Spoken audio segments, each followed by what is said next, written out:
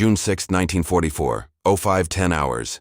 Widerstands Nest 62, overlooking the Baie de Seine. The air is cold. It carries the damp, salty tang of the English Channel and the smell of wet soil. Inside the cramped, stale confines of the Regelbau 1667 casemate, Obergefreiter Heinrich Severloh of the German 352nd Infantry Division shivers, though not entirely from the pre-dawn chill. He wraps his hands around a tin mug of bitter, lukewarm ersatz coffee, its warmth doing little to penetrate the deep-seated tension that has lived in his bones for weeks. For months, they had waited. The constant drone of Allied reconnaissance planes, the vague reports from high command, the endless work of strengthening their position, it had all blended into a monotonous, grim routine. This concrete and steel beast, designated Strong Point 62, was his world. Its thick walls had become a second skin, its firing aperture a permanent lens through which he viewed the gray, churning sea. From here, with his MG-42 machine gun, he commanded a sweeping arc of a shoreline the Allies had codenamed Omaha Beach. He'd fought on the Eastern Front. He had seen things that had scoured the youth from his eyes, horrors that visited him in the slivers of sleep he managed in the damp shared bunks. But that was a war of movement, of mud and snow and vast empty plains. This was different. Here, he felt like a keeper of a great gate, a sentinel perched on the edge of the world, waiting for an enemy he could not see. He believed in the wall. Every man did. Field Marshal Rommel himself had inspected these defenses. They were told that the Atlantic Wall was a fortress, Europe's shield against the inevitable storm. The interlocking fields of fire, the millions of mines seeded in the sand and submerged in the surf, the pre-sighted artillery. It was a symphony of destruction, waiting for its conductor. A flicker of movement outside catches his eye. A junior NCO, his face barely visible in the gloom, is making his rounds. They exchange a tired nod. The night has been quiet, deceptively so. The weather reports had promised storms, gales that would make any sea crossing suicidal.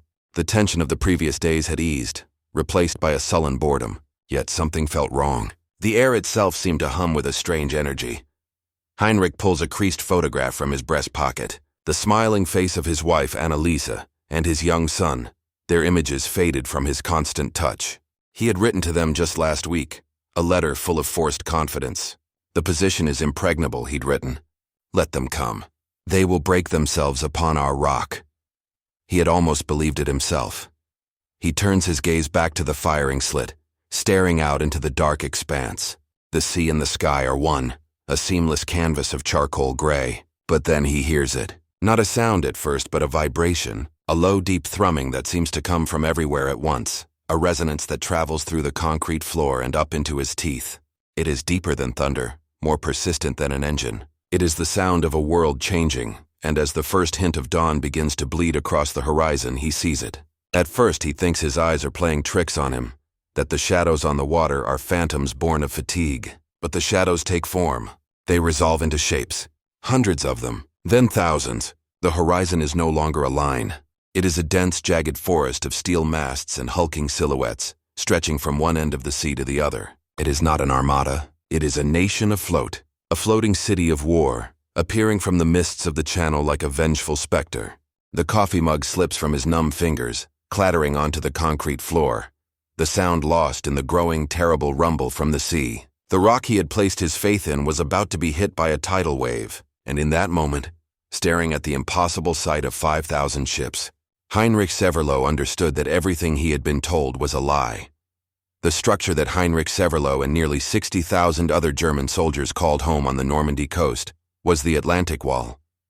It was one of the most ambitious and formidable defensive undertakings in modern military history, yet it was also a masterpiece of propaganda, a carefully constructed illusion of invincibility that concealed critical, and ultimately fatal, flaws. Conceived in 1942 under the auspices of Fritz Todt, and later massively expanded by Field Marshal Erwin Rommel in late 1943, the wall was a testament to German engineering and forced labor. Stretching over 3,000 miles from the Norwegian fjords to the Spanish border, its purpose was singular: to make Fortress Europe impregnable from the west.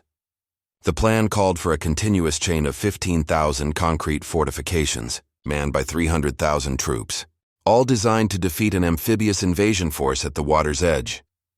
The Normandy sector, under the command of the German 7th Army, was a microcosm of the wall's strengths and weaknesses. Field Marshal Rommel, having witnessed the overwhelming power of Allied air supremacy in North Africa, was a fanatic proponent of defeating the invasion on the beaches.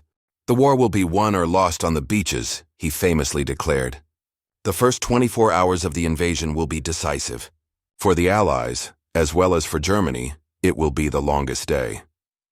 Under his energetic command, the defenses in Normandy had been dramatically improved. He ordered the installation of millions of mines, both anti-tank and anti-personnel, sown in the sands and coastal fields. He devised a devilish array of beach obstacles. There were Czech hedgehogs, massive welded steel jacks designed to rip open the hulls of landing craft. There were Belgian gates, heavy steel frames rigged with mines. Most infamous were the Rommelspargel, or Rommel's asparagus, angled wooden poles driven into the sand below the high tide line, many topped with a teller mine, designed to impale and destroy landing craft as the tide came in. The core of the defense rested on the Widerstandsnester, or resistance nests. These were clusters of concrete bunkers, casemates, and trenches, strategically positioned to provide interlocking fields of fire. A typical strongpoint, like Severlow's WN-62 on Omaha Beach, was a self-contained fortress.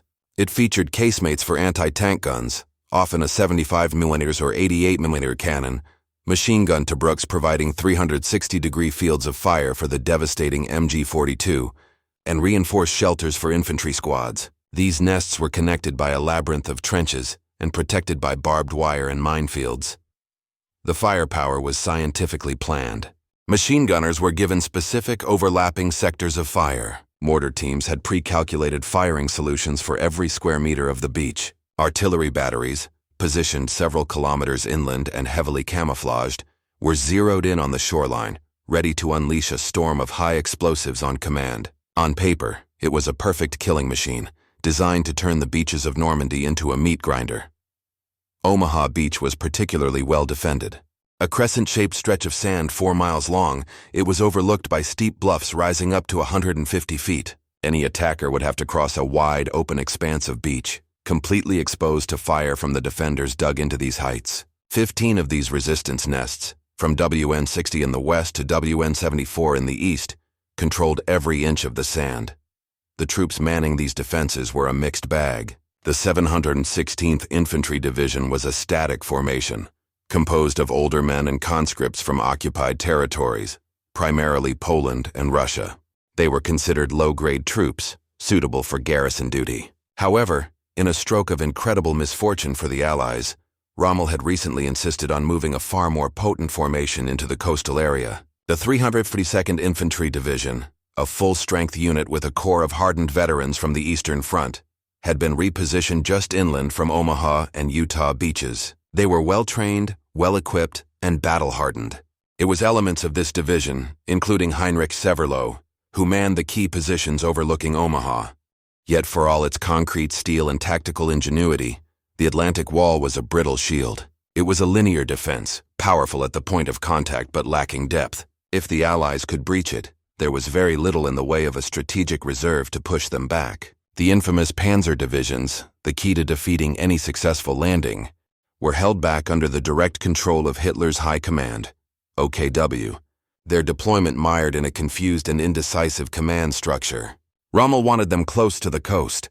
His superior, Gerd von Rundstedt, wanted them further back for a decisive counterattack.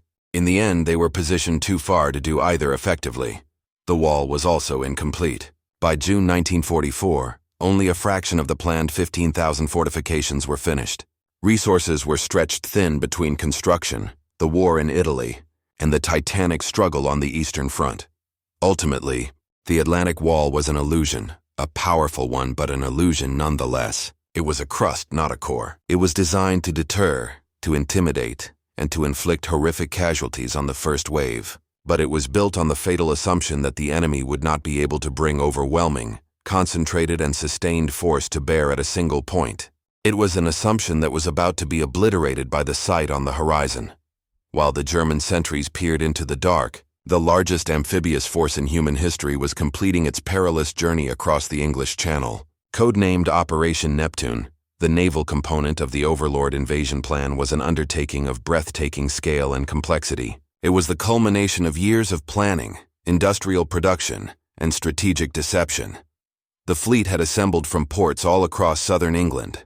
On the night of June 5th, it converged on a designated rendezvous point south of the Isle of Wight, a 20-square-mile patch of sea nicknamed Piccadilly Circus. From there, 10 channels were swept through German minefields, leading the armada towards the shores of Normandy. The numbers were staggering. The force comprised nearly 7,000 vessels of every conceivable type. At its heart were the warships of the bombardment groups. 7 battleships, including the American veterans USS Texas and USS Arkansas, and the British HMS Warspite and Ramillies, over 20 cruisers, 250 destroyers and escort vessels. This was the Steel Fist, tasked with pulverizing the Atlantic Wall before the first soldier set foot on the sand.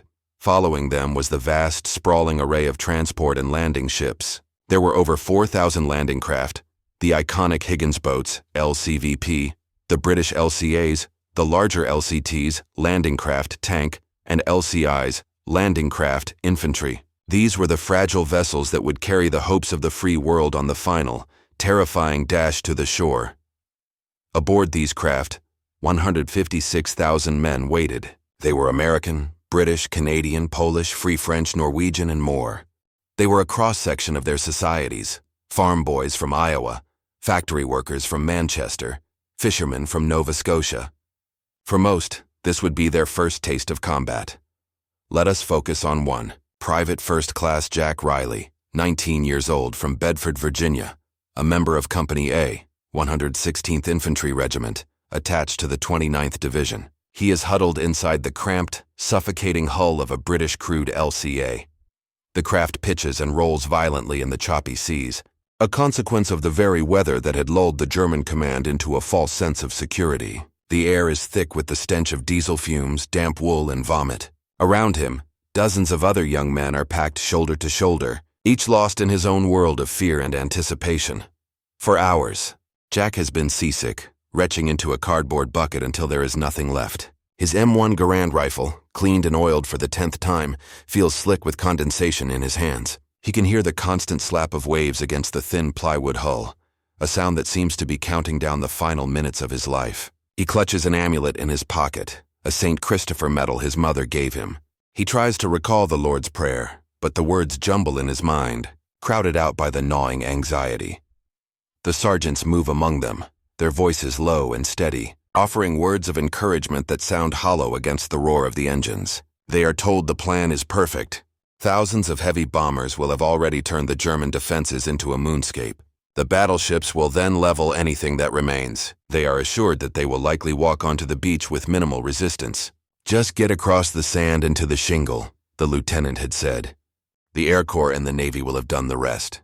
Jack wants to believe it. He looks at the faces around him, illuminated by the dim red glow of a single battle lantern. He sees boys his own age trying to project an image of steely resolve, their jaws tight, their knuckles white as they grip their weapons. He sees others with their eyes closed, their lips moving in silent prayer. No one speaks of home, of loved ones. To do so would be to invite a weakness they cannot afford.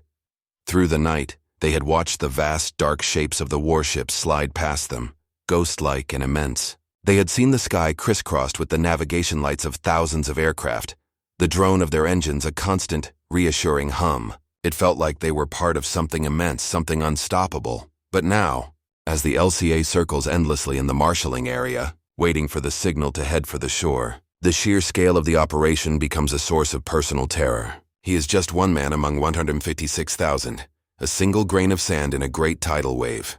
His life feels infinitesimally small, his survival a matter of pure, terrifying chance. The ramp at the front of the boat, a simple sheet of steel, seems like the door to another world, a gateway between the life he has known and an unknown, violent fate. The sound of the naval guns has not yet begun. There is only the heaving of the sea and the anxious breathing of 30 men in a small wooden box, about to be delivered into hell for the German High Command.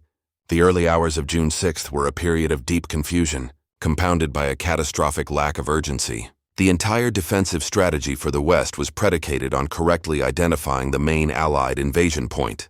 Through Operation Fortitude, a brilliant and complex Allied deception campaign, The Germans had been thoroughly convinced that the primary assault would fall on the Pas de Calais, the shortest sea crossing from England to France. Dummy armies, fake radio traffic, and double agents had painted a vivid and utterly false picture of a massive buildup opposite Calais. Normandy was considered a secondary diversionary target at best. The weather was their greatest ally in this delusion. The German Meteorological Office had forecast continued storms and high seas for the first week of June, making a large-scale amphibious landing a practical impossibility. This forecast was so definitive that several senior commanders were absent from their posts. Field Marshal Rommel, convinced no invasion could happen, had left France to travel back to Germany to celebrate his wife's 50th birthday, planning to meet with Hitler the next day to plead for direct command of the Panzer Reserves. General Friedrich Dahlmann, commander of the 7th Army in Normandy, was at a war games exercise in Rennes. The first reports to filter into German command posts were of Allied paratroopers landing inland. At around 0130, Major Hans von Luck of the 21st Panzer Division received reports of parachutes and gliders. But when these scattered reports reached the higher echelons, they were dismissed. The prevailing belief was that this was a diversion, a feint designed to draw attention away from the real invasion at Calais. The fog of war, deliberately thickened by the Allies dropping thousands of dummy paratroopers, Ruperts, that exploded on landing, created a picture of chaos, not of a coordinated assault. At Hitler's headquarters in Berchtesgaden, the Führer was asleep. His aides, including Generals Jodl and Keitel, received the reports from Normandy but refused to wake him. They were terrified of his infamous rages and, more importantly, they lacked the authority to release the critical Panzer Reserves without his direct order. The most powerful military force in Normandy, the panzer divisions that Rommel knew were essential to defeating a landing, remained idle, waiting for a sleeping dictator hundreds of miles away to give the word. The German command and control system, rigid and centralized, was paralyzed at the most crucial moment in the war. Back on the coast, at Strongpoint WN62, the reality was dawning not in a series of confusing teletype reports, but in a moment of pure, undiluted shock. The low, persistent rumble that Heinrich Severloh had felt through the concrete had grown into a palpable roar. It was the sound of thousands of diesel engines, the churning of countless propellers. A lookout perched in a forward observation post was the first to see it clearly. Through his powerful Zeiss binoculars, he scanned the horizon as the gloom of night reluctantly gave way to the pale, watery light of dawn. He had expected to see nothing but gray waves. Instead, he saw the impossible. His panicked voice crackled over the field telephone connected to the main bunker. "Ships! I see ships!" The officer in charge grabbed the receiver. "How many?" There was a pause. The lookout seemed to be struggling for words. I can't count them." "It's not ships. It's all of them. The entire sea is full of ships." Severloh and the others in the casemate scrambled to their observation slits. What they saw defied comprehension. The foggy horizon of 5 minutes ago had transformed into a solid wall of dark gray metal. It was a city of warships that had materialized out of the morning mist, stretching as far as the eye could see in either direction. The scale was inhuman, psychologically overwhelming. There were the hulking, menacing silhouettes of battleships and cruisers, their huge gun turrets already turning to face the shore. Swarming around them like pilot fish were the smaller, faster shapes of destroyers, and beyond them an endless, uncountable swarm of smaller vessels, the landing craft, circling like angry wasps. For men who had been told they were guarding a fortress against a coming raid, this was a revelation of apocalyptic proportions. This was not a raid. This was not a diversion. This was annihilation arriving by sea. The confidence that had been built on months of preparation, on the strength of their concrete and steel, evaporated in a single instant. The meticulously planned fields of fire, the carefully laid minefields, it all seemed suddenly, pathetically insignificant in the face of such overwhelming power. Disbelief turned to awe, and awe curdled into a cold, sickening dread. They were not defenders of a fortress. They were bait in a trap, and the trap was about to be sprung. The psychological foundation of the Atlantic Wall had been shattered before the first shell was even fired. At 0550 hours, the order was given. Aboard the flagship USS Augusta, Rear Admiral Alan Kirk gave the command to commence bombardment of the coast. And with that, the world erupted in fire and thunder. The opening salvo came from the deep guttural roar of the heavy naval guns. From over 10,000 yards out, the 14-inch guns of the USS Texas and the 12-inch guns of the USS Arkansas spoke first. Each shell weighed as much as a small car, traveling faster than the speed of sound, and arced high into the morning sky before descending upon the coast with the force of a meteor. The sound was not a single bang, but a cascading series of reports, a deafening, rolling thunder that echoed across the water and shook the very air. For the men in the landing craft, like Private Jack Riley, it was a terrifying and awe-inspiring spectacle. They watched as the great ships behind them were wreathed in smoke and flame, unleashing a torrent of destruction upon the land they were about to assault.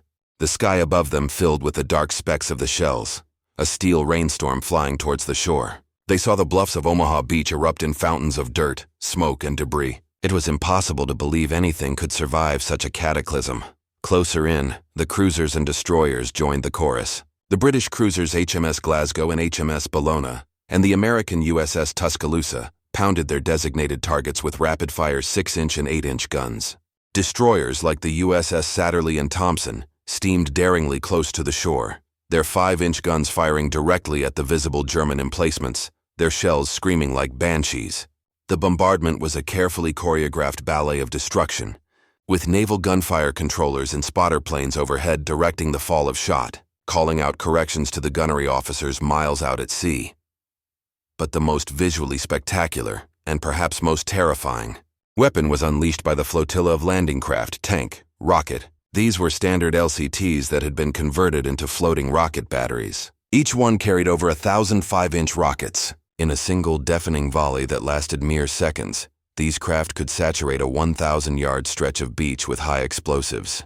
The sight was apocalyptic, a sheet of flame erupting from the LCT, followed by a sky filled with smoke trails as the rocket streaked towards the beach, exploding in a ripple of fire and shrapnel that tore the sand and the German obstacles to shreds.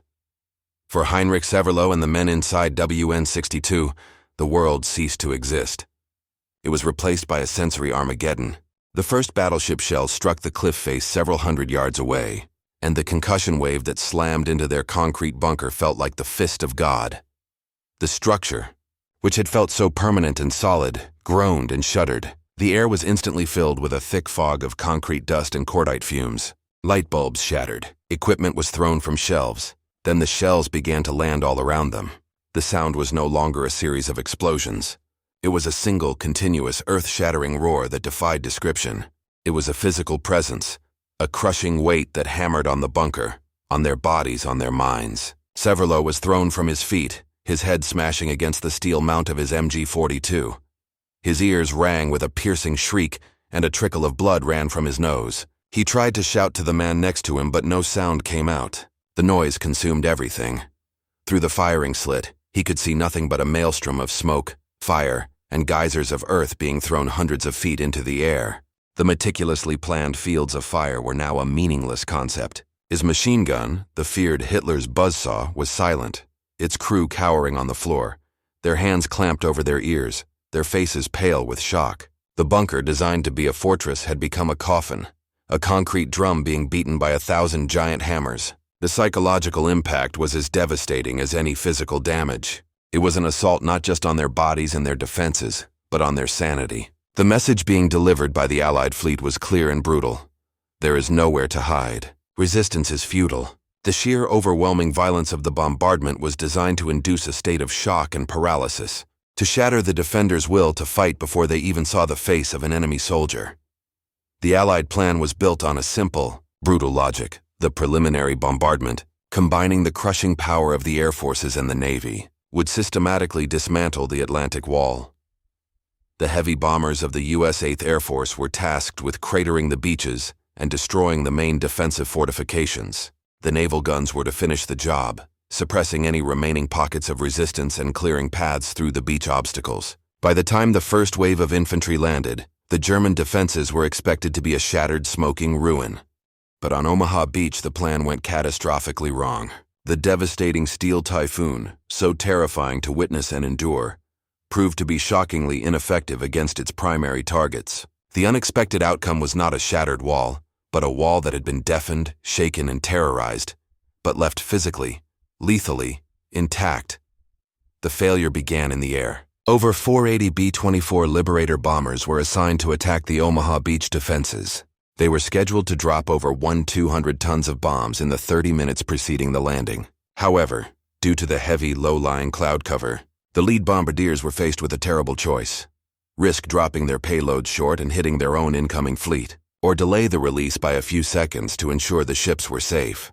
Universally, they chose the latter. That decision, lasting only a few seconds, meant that the entire payload of bombs fell harmlessly inland, missing the beach defenses completely. Some bombs landed as far as 3 miles from their targets, killing more French cows than German soldiers. The naval bombardment, while spectacular, also fell short of its objectives. The massive shells from the battleships were devastating against open targets, but struggled to achieve direct hits on the small, heavily reinforced concrete casemates. From miles out at sea, hitting a target the size of a small house camouflaged and dug into a cliff face was a monumental challenge. Many shells simply buried themselves in the soft earth of the bluffs, their explosive force muffled. The destroyers firing at closer range were more accurate, but their smaller 5-inch shells lacked the power to penetrate the thick reinforced concrete of the German bunkers. For the men inside the bunkers, like Heinrich Severloh, this was a grim miracle. As the deafening roar of the bombardment began to subside, replaced by the high-pitched whine of tinnitus, they slowly picked themselves up. The bunker was a mess of dust and debris, but the structure itself was sound. The concrete had held. He stumbled back to his MG-42, peering through the firing slit. The smoke was beginning to clear. His hands trembled as he rechecked the ammunition belt. Outside, the beach was a cratered, smoking landscape. The wooden stakes and many of the obstacles had been splintered and blown apart. But the core of the defense, the concrete, the machine guns, the mortars, the 80mm cannons, had survived. The unexpected outcome was a double-edged sword of psychology. For the Germans, the terror of the bombardment was now being replaced by a grim resolve. They had endured the worst the enemy could throw at them, and they were still alive, still armed. Their training kicked in. Officers and NCOs, though shaken, began to restore order, shouting commands that were barely audible over the ringing in their ears. They had been given a reprieve, a chance to fight back. For the approaching American GIs, the sight of the smoking beach created the opposite psychological effect, a surge of false hope. From their landing craft, it looked as if the plan had worked perfectly. The bluffs were on fire. The beach was obscured by smoke. They could not see the intact machine gun nests, the undestroyed mortar pits, the determined German soldiers now manning their weapons and peering out at the approaching waves of landing craft. The great naval bombardment had succeeded in shattering German communications, severing the telephone lines that connected the strong points to each other and to their artillery support. It had shattered the nerves of the defenders, inducing a state of shell shock and confusion, but it had failed in its primary mission. It had not destroyed the wall. It had merely awakened the beast. The result was the creation of a perfect storm for the landing infantry. They were heading towards an enemy they believed to be annihilated, an enemy who was in fact waiting for them, angry, terrified, and ready to unleash hell from defenses that had proven tragically resilient. The true shattering was yet to come, and it would be paid for in blood on the sands of Omaha. The psychological effect of the bombardment's failure rippled out in two opposite and colliding waves of emotion. For the German defenders, it was a rapid, jarring transition from abject terror to a desperate, fatalistic sense of duty. For the American attackers, it was a fleeting moment of optimism, a belief in a promised victory that was about to be brutally, violently dispelled. Inside WN-62 and the other surviving strongpoints along the Omaha bluffs, the moments after the naval shelling ceased were surreal. The sudden relative silence was as disorienting as the noise had been. Men looked at each other, their faces caked with dust and grime, their eyes wide with a mixture of disbelief and adrenaline. They had survived. The concrete fortress, their tomb for the last hour, had protected them. This survival forged a strange instant bond of defiant resolve. The chain of command as a formal structure was in tatters. The field telephones were dead, their wires shredded by the shelling. Contact with the battalion headquarters inland was gone. Each Widerstands nest was now an isolated island of resistance, cut off from the world, with no orders, no intelligence, and no support. They were on their own. But in this isolation, a primitive instinct took over. The NCOs, men like Severloh, were veterans. Their training was deeply ingrained. They knew what to do. They moved through the trenches and bunkers, slapping shocked young conscripts on the shoulder, pushing them back towards their firing positions. "They're coming!" The shouts went up. "To the guns! They're coming!" Peering through the smoke, they could now clearly see them. The fleet of small landing craft, hundreds of them, churning through the waves, relentlessly heading straight for their gun sights. The sight was still terrifying in its scale, but it was no longer an abstract, inhuman force like the bombardment. This was an enemy they could see, an enemy they could fight. The fear did not vanish, but it was channeled into a focused, cold fury. Morale, which had plummeted to rock bottom, now surged with a kind of gallows humor toughness. They had been given an impossible task, to hold back the sea itself, and they were going to do it for as long as they could. They were no longer cowering victims. They were soldiers with a job to do. Aboard the LCVPs, the mood was entirely different. As they made the final run into the beach, the men of the 1st and 29th Divisions felt a surge of adrenaline-fueled confidence. They had witnessed the awesome power of the fleet, a display of force so total that it seemed inconceivable that anything could have lived through it. They could see the smoke and fires on the shore, and they believed it was the funeral pyre of the German defenses. "See, told you guys. Navy flattened them," a soldier might have yelled over the engine's roar. "We're gonna walk right on in." This misplaced optimism was a crucial psychological factor. The men were mentally prepared for a rush across a cratered beach to mop up shell-shocked survivors. They were not prepared for what was actually waiting for them.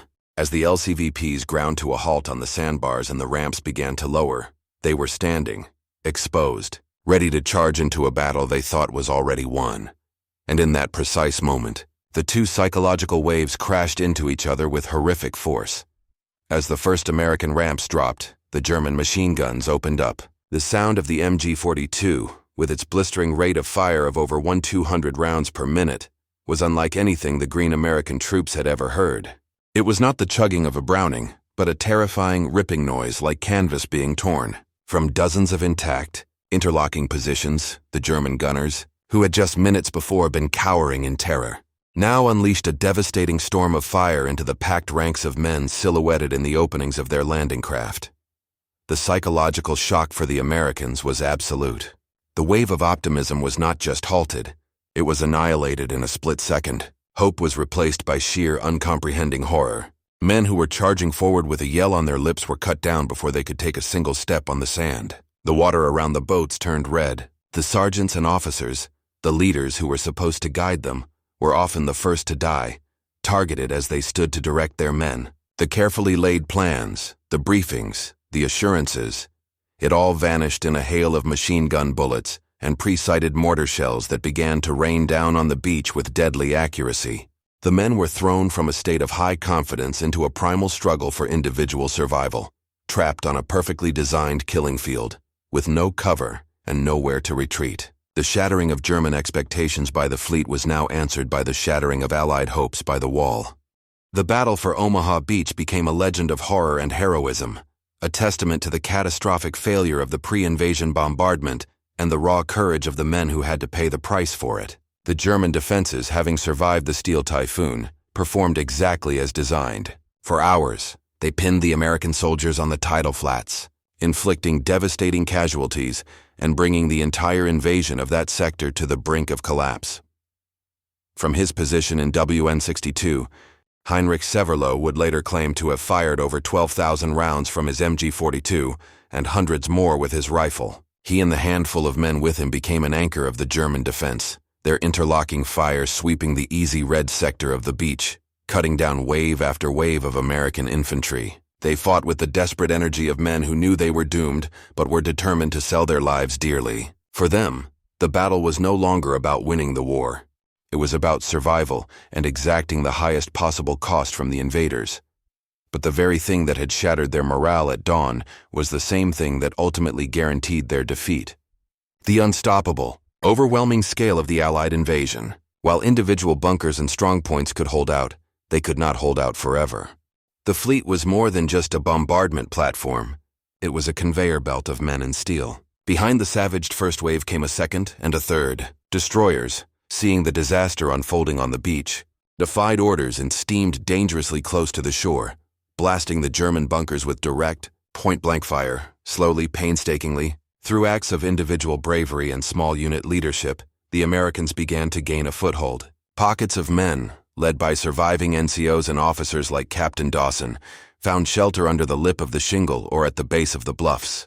They bypassed the main killing zones and began to find ravines and gullies leading up the cliffs. With Bangalore torpedoes to blow holes in the barbed wire, and with covering fire from the few tanks that made it ashore, they started to climb. The battle for Omaha became a vertical fight. Small groups of American infantry, armed with rifles, grenades, and flamethrowers, began to assault the German strongpoints from the sides and the rear. The isolated German nests, designed to fight an enemy on the beach in front of them, were now being attacked from all directions. Their communications were gone. Their ammunition was running low. Their commanders were dead or wounded. The German defense, so strong and cohesive at 0630, began to unravel bunker by bunker. By midday, the crisis had passed. The Americans had clawed their way to the top of the bluffs and were beginning to push inland. The Atlantic Wall on Omaha Beach had been breached, not by the bombs or the shells, but by the sheer bloody-minded determination of the infantry. The cost was staggering. Over 2,400 American casualties lay on that 4-mile stretch of sand, making it the deadliest of all the D-Day beaches. The broader impact was profound.